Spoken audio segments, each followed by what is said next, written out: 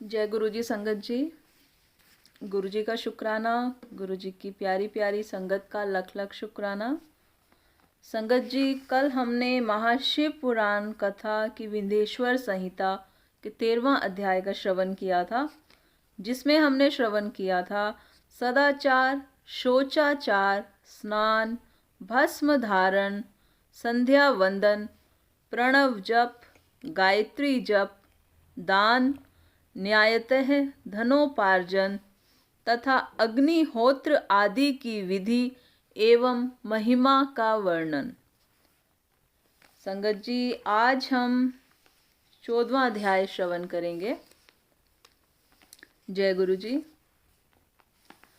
ओम नमः शिवाय, शिवजी सदा सहाय।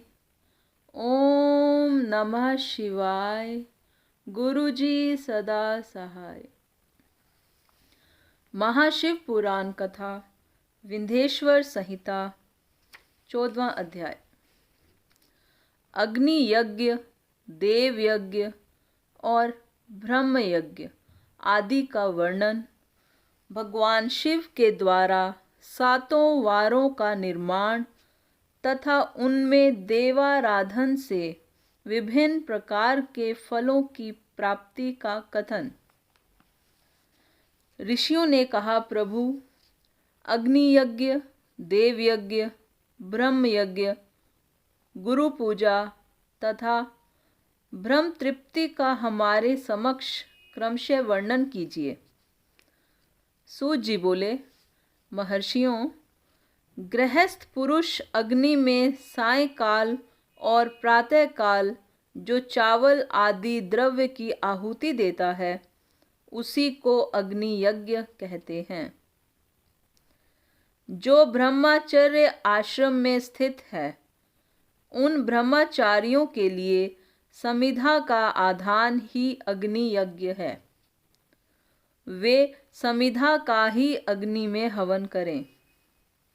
ब्राह्मणों, ब्रह्मचर्य आश्रम में निवास करने वाले द्विजों का जब तक विवाह न हो जाए और वे उपासनाग्नि की प्रतिष्ठा न कर लें, तब तक उनके लिए अग्नि में समिधा की आहुति, व्रत आदि का पालन तथा विशेष यजन आदि ही कर्तव्य है। यही उनके लिए अग्नि यज्ञ है।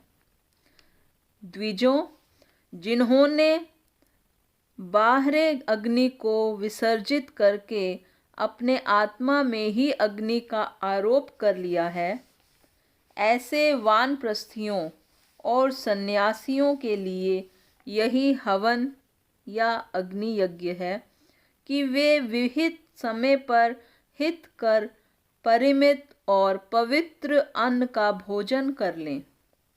ब्राह्मणों, सायंकाल अग्नि के लिए दी हुई आहुति संपत्ति प्रदान करने वाली होती है, ऐसा जानना चाहिए, और प्रातःकाल सूर्य देव को दी हुई आहुति आयु की वृद्धि करने वाली होती है। यह बात अच्छी तरह समझ लेनी चाहिए। दिन में अग्निदेव सूर्य में ही प्रविष्ट हो जाते हैं, अतः प्रातःकाल सूर्य को दी हुई आहुति भी अग्नि यज्ञ के ही अंतर्गत है। इस प्रकार यह अग्नि यज्ञ का वर्णन किया गया है। इंद्र आदि समस्त देवताओं के उद्देश्य से अग्नि में जो आहुति दी जाती है, उसे देव यज्ञ समझना चाहिए। स्थाली पाक आदि यज्ञों को देव यज्ञ ही मानना चाहिए। लौकिक अग्नि में प्रतिष्ठित जो चूड़ाकरण आदि संस्कार निमित्तक हवन कर्म हैं, उन्हें भी देव यज्ञ के ही अंतर्गत जानना चाहिए। अब ब्रह्म यज्ञ का वर्णन सुनो। द्विज को चाहिए कि वह देवताओं की तृप्ति के लिए निरंतर ब्रह्म यज्ञ करे। वेदों का जो नित्य अध्ययन या स्वाध्याय होता है, उसी को ब्रह्म यज्ञ कहा गया है। प्रातः नित्य कर्म के अनंतर सायंकाल तक ब्रह्म यज्ञ किया जा सकता है। उसके बाद रात में इसका विधान नहीं है। अग्नि के बिना देव यज्ञ कैसे संपन्न होता है, इसे तुम लोग श्रद्धा से और आदर पूर्वक सुनो। सृष्टि के आरंभ में सर्वज्ञ, दयालु और सर्वसमर्थ महादेव जी ने समस्त लोकों के उपकार के लिए वारों की कल्पना की। वे भगवान शिव संसार रूपी रोग को दूर करने के लिए वैद्य हैं, सबके ज्ञाता तथा समस्त औषधों के भी औषध हैं। उन भगवान ने पहले अपने वार की कल्पना की जो आरोग्य प्रदान करने वाला है। तत्पश्चात अपनी माया शक्ति का वार बनाया जो संपत्ति प्रदान करने वाला है। जन्म काल में दुर्गतिग्रस्त बालक की रक्षा के लिए उन्होंने कुमार के वार की कल्पना की। तत्पश्चात सर्वसमर्थ महादेव जी ने आलस्य और पाप की निवृत्ति तथा समस्त लोकों का हित करने की इच्छा से लोक रक्षक भगवान विष्णु का वार बनाया। इसके बाद सबके स्वामी भगवान शिव ने पुष्टि और रक्षा के लिए आयुकर्ता त्रिलोक स्रष्टा परमेष्ठी ब्रह्मा का आयुष कारक वार बनाया, जिससे संपूर्ण जगत के आयुष्य की सिद्धि हो सके। इसके बाद तीनों लोकों की वृद्धि के लिए पहले पुण्य पाप की रचना हो जाने पर उनके करने वाले लोगों को शुभाशुभ फल देने के लिए भगवान शिव ने इंद्र और यम के वारों का निर्माण किया। ये दोनों वार क्रमशः भोग देने वाले तथा लोगों के मृत्यु भय को दूर करने वाले हैं।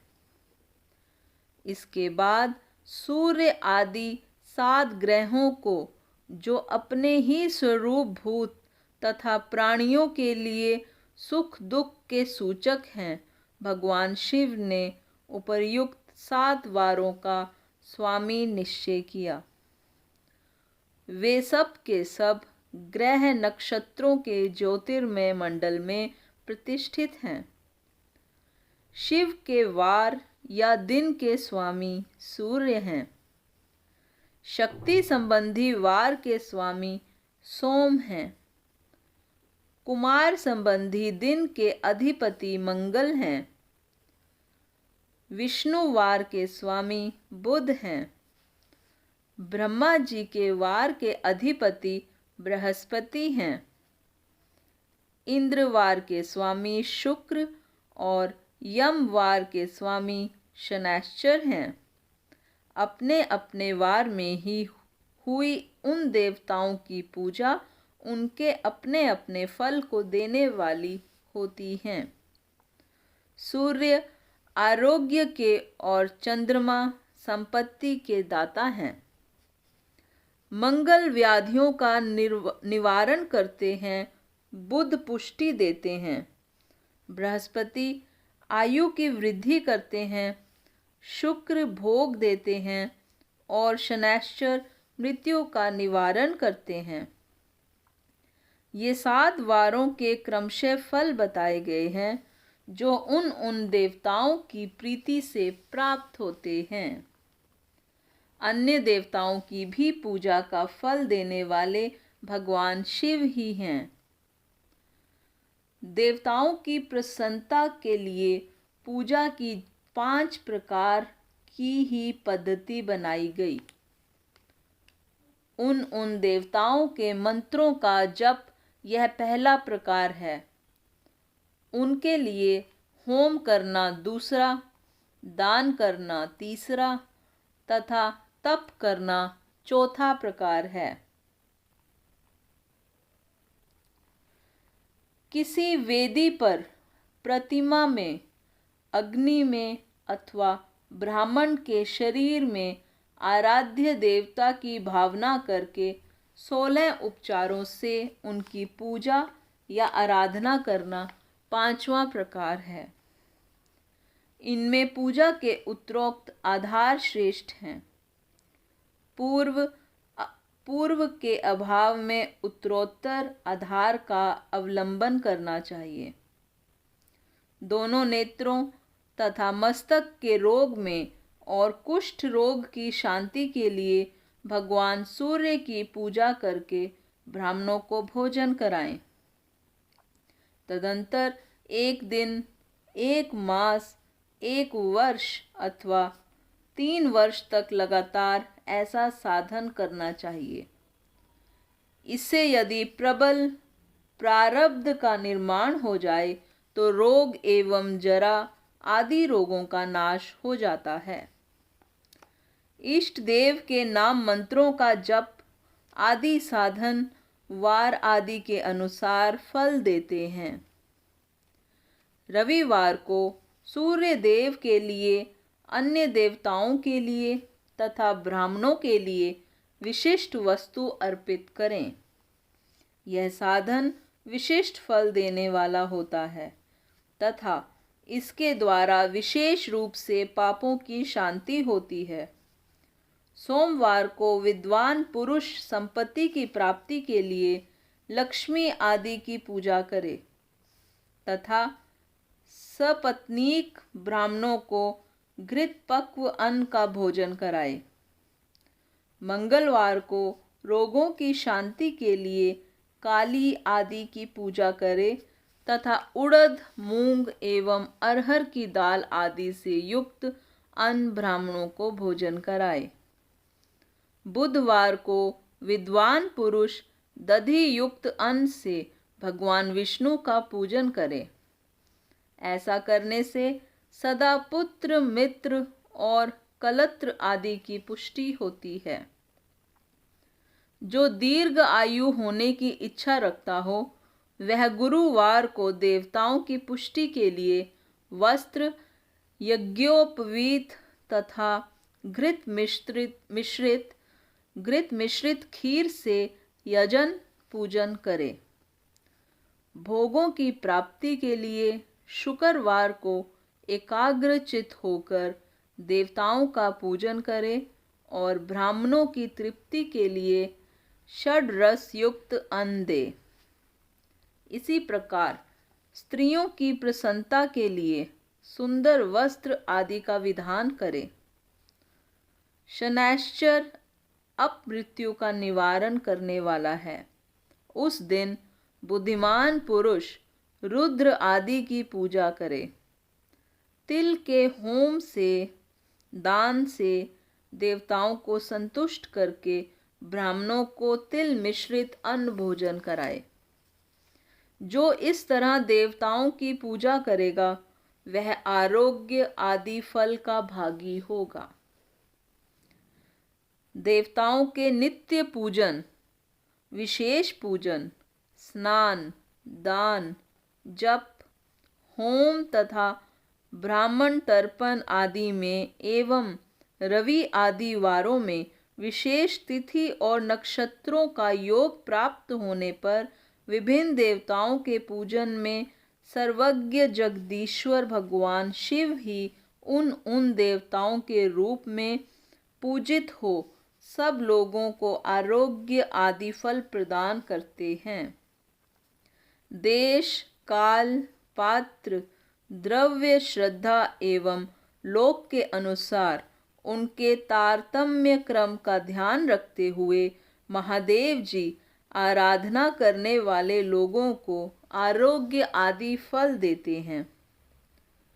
शुभ मांगलिक कर्म के आरंभ में और अशुभ आदि कर्म के अंत में तथा जन्म नक्षत्रों के आने पर गृहस्थ पुरुष अपने घर में आरोग्य आदि की समृद्धि के लिए सूर्य आदि ग्रहों का पूजन करें। इससे सिद्ध है कि देवताओं का यजन संपूर्ण अभीष्ट वस्तुओं को देने वाला है। ब्राह्मणों का देव यजन कर्म वैदिक मंत्र के साथ होना चाहिए। यहाँ ब्राह्मण शब्द क्षत्रिय और वैश्य का भी उपलक्षण है। शूद्र आदि दूसरों का देव यज्ञ तांत्रिक विधि से होना चाहिए। शुभ फल की इच्छा रखने वाले मनुष्यों को सातों ही दिन अपनी शक्ति के अनुसार सदा देव पूजन करना चाहिए। निर्धन मनुष्य तपस्या व्रत आदि के कष्ट सहन द्वारा और धनी धन के द्वारा देवताओं की आराधना करे।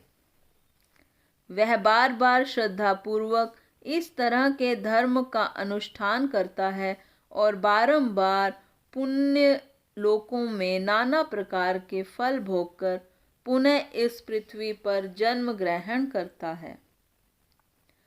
धनवान पुरुष सदा भोग सिद्धि के लिए मार्ग में वृक्ष आदि लगाकर लोगों के लिए छाया की व्यवस्था करे, जलाशय बनवाए, वेद शास्त्रों की प्रतिष्ठा के लिए पाठशाला का निर्माण करे तथा अन्यान्य प्रकार से भी धर्म का संग्रह करता रहे।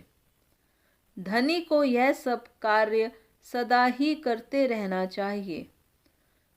समय अनुसार पुण्य कर्मों के परिपाक से अंतःकरण शुद्ध होने पर ज्ञान की सिद्धि हो जाती है। द्विजों, जो इस प्रकार अध्याय को सुनता, पढ़ता अथवा सुनने की व्यवस्था करता है, उसे देव यज्ञ का फल प्राप्त होता है। इति श्री महाशिव पुराण कथा 14वां अध्याय समाप्त। जय गुरु जी। संगत जी आज का अध्याय यहीं पर संपन्न होता है। संगत जी आरती का समय है। जय गुरु जी। ओम जय शिव ओमकारा, स्वामी हरे शिव ओमकारा, ब्रह्मा विष्णु सदा शिव, भोले भोलेनाथ महादेव, अर्धांगी धारा। ओम जय शिव ओमकारा, एकानन चतुरानन पंचानन राजे, स्वामी पंचानन राजे, हंसानन गरुड़ासन, विश्वाहन साजे। ओम जय शिव ओमकारा, दो भुज चार चतुर्भुज, 10 भुज ते सोहे, स्वामी 10 भुज ते सोहे, तीनों रूप निरखता, त्रिभुवन जन मोहे। ओम जय शिव ओमकारा, अक्षमाला बनमाला, मुंडमाला धारी, भोले मुंडमाला धारी, त्रिपुरारी कंसारी, करमाला धारी। ओम जय शिव ओमकारा, श्वेतांबर पीतांबर, बाघांबर अंगे, स्वामी बाघांबर अंगे, ब्रह्मादिक ब्रह्मादिक भूतादिक संगे। ओम जय शिव ओमकारा। कर के श्रेष्ठ कमंडल चक्र त्रिशूल धरता। स्वामी चक्र त्रिशूल धरता। जग करता जग हरता जग पालन करता। ओम जय शिव ओमकारा। ब्रह्मा विष्णु सदा शिव जानत अविवेका। स्वामी जानत अविवेका। प्रणवाक्षर के मध्य ये तीनों एका। ओम जय शिव ओमकारा। त्रिगुण शिव जी की आरती जो कोई नर गावे। स्वामी प्रेम सहित गावे। कहत शिवानंद स्वामी कहत हरि हर स्वामी मनवांछित फल पावे। ओम जय शिव ओमकारा। ओम जय शिव ओमकारा। ओ भोले पार्वती का प्यारा। ब्रह्मा विष्णु सदा शिव भोले भोलेनाथ महादेव अर्धांगी धारा। ओम जय शिव ओमकारा। बोलो शंकर भगवान की जय। भोलेनाथ भंडारी की जय। बोलो सद्गुरु महाराज की जय। जय गुरु जी। जय गुरु जी। संगत जी लख लख शुक्राना आप सब प्यारी प्यारी संगत का। बहुत बहुत शुक्राना है जुड़ने के लिए और इस महाशिव पुराण कथा को श्रवण करने के लिए। संगत जी गुरु जी का भी कोटि कोटि नमन है। बहुत बहुत शुक्राना है हमारे महादेव जी का, हमारे गुरु जी का, जिन्होंने हमें ये पल बख्शा, यह पल बख्शा और हमें बुद्धि दी कि हम इस महाशिव पुराण को सुन सकें, पढ़ सकें और इसमें बताई गई जो भी बातें हैं उनको अपने जीवन में अपना सकें। गुरुजी हम सब पर कृपा करना महाराज, हमें शक्ति देना, हमें भक्ति देना, हम पर कृपा करना कि हम इन चीज़ों को अच्छे से अपने जीवन में अपनाएं और आपके दिए हुए नियमों का पालन कर सकें। गुरुजी जय गुरुजी। संगत जी बहुत बहुत शुक्राना। जय गुरुजी। शुक्राना गुरुजी। शुक्राना संगत जी। जय गुरुजी।